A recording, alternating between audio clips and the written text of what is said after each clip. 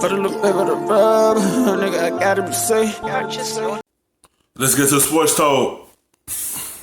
Tonight, and the Giants are beating the Eagles 17-3 at halftime, and that may have been where the Eagles' season turned. At halftime, something clicked, something changed. Somebody said something. They came out, they rallied, they won that game. They won the next week against the Redskins, the next week against the Cowboys, and now find themselves one more win against the Giants away from winning the NFC East and ruining.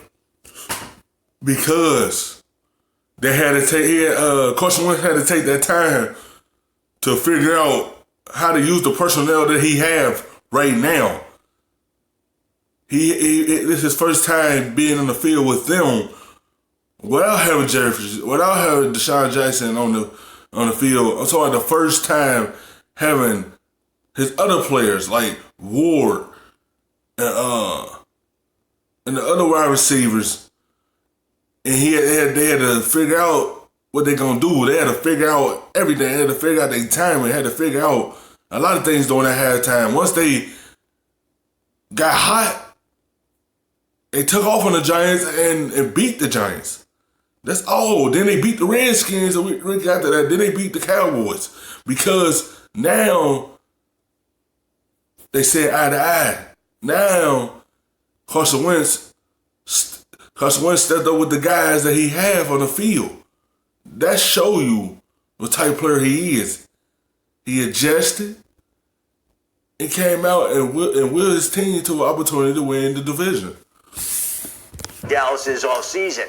So to me, that was a big moment, but that also was a time where the Giants proved they could play with the Eagles. Shefty, what's the injury report on the Eagles? Well, listen, yesterday they had 3 different players not practice. Zach Ertz missed practice with the rib injury. Lane Johnson, the offensive tackle, didn't practice at all. Nelson Aguilar didn't practice at all. So there were 3 players. Now, what's interesting about that is Dallas Goedert stepped up with Zach Ertz hurt on Sunday, and Lane Johnson, they were able to get by without him. And Nelson Aguilar, I think this team has shifted without these veteran wide receivers. Deshaun Jackson, Alshon Jeffrey, Nelson Aguilar, they've shown that they can rely on guys like Greg Ward, throw to the tight ends, throw to the running backs, and it's almost like these guys have deferred to Carson.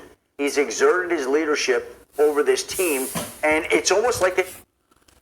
Now, they orbit around him. Now, they is believing in Carson Wentz. They let him be the leader and follow suit with him.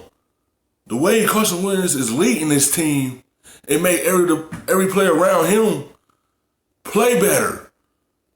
Now, they seeing how Carson Wentz is a leader, and he stepped up to be that, because everyone had doubts about that.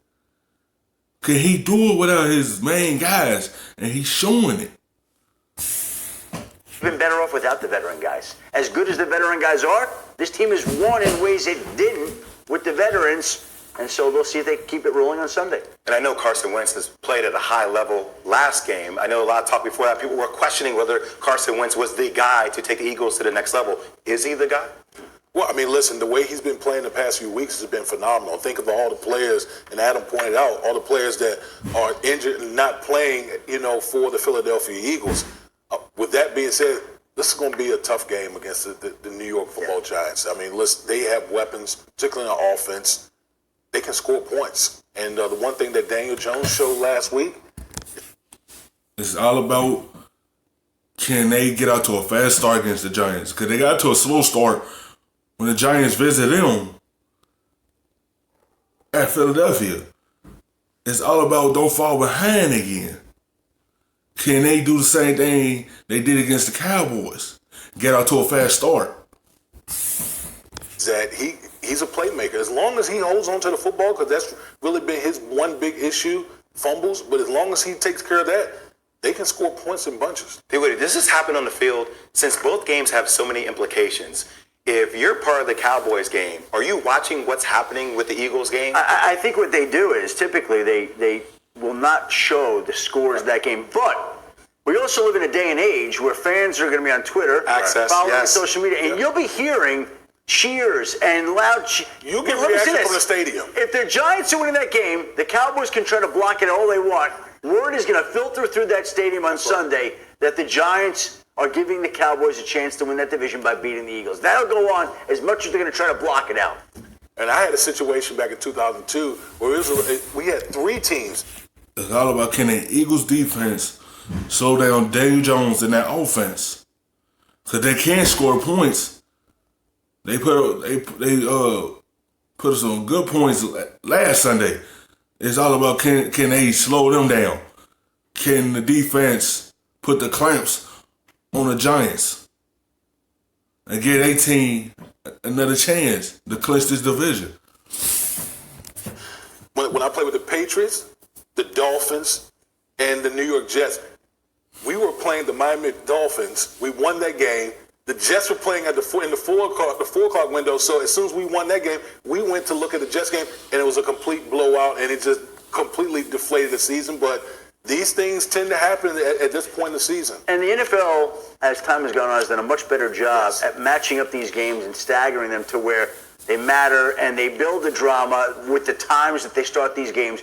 It used to not be that way. I would say only in the last 5 or so years has the league gotten really smart and effective on the final Sunday of the season to marry it up so that there is the most drama possible. And it should make for another Week 17 that's very interesting on Sunday. It's all good for me. I'm going to have the sweatpants on. I have the popcorn ready. I'm going to be locked in on Sunday. That's Damien's giving us pajamas. I'm going to be in my pajamas. Give me your pajamas? Yeah, I'll be in my pajamas. Thank you for watching ESPN on YouTube. For more sports and analysis, download The best, stuffing them shits in the safe. Got me a spot out the way. Nigga just trying to be safe.